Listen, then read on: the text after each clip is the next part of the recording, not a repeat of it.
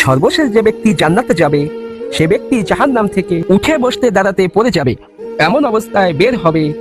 তারপর জাহান্নামের দিকে তাকিয়ে বলবে, আল্লাহ কতই না মহান যে আমাকে তোর আযাব থেকে মুক্তি দিয়েছে। সে জান্নাতের বাইরে একটা দরজা দেখতে পাবে। তখন সে বলবে, হে আমার রব, আমাকে সেই দরজার কাছাকাছি নিয়ে যান যাতে আমি এই দরজার ছায়া নিতে পারি। তখন আল্লাহ বলে, হে আদমের সন্তান, আমি যদি তোকে এটা দিয়ে দেই আর কিছু চাইবি না তো? তখন সেই বান্দা বলবে, আমি ওয়াদা করছি আর কিছুই চাইবো না। যখন সে জান্নাতের কাছাকাছি যাইতে থাকবে তখন জান্নাতের বাতাস তার গায়ে লাগবে। তখন সে আল্লাহকে বলবে, হে আল্লাহ, আপনি আমাকে জান্নাতের কাছাকাছি করে দিন। তারপরেও আল্লাহ তাকে কাছাকাছি নিয়ে যাবে আর জিজ্ঞেস করবে, তুই আর কোনো কিছু চাইবি না তো?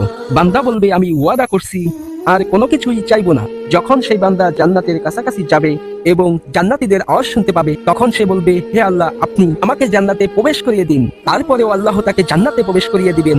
দেখেছেন আমাদের আল্লাহ কতটা মেহেরবান।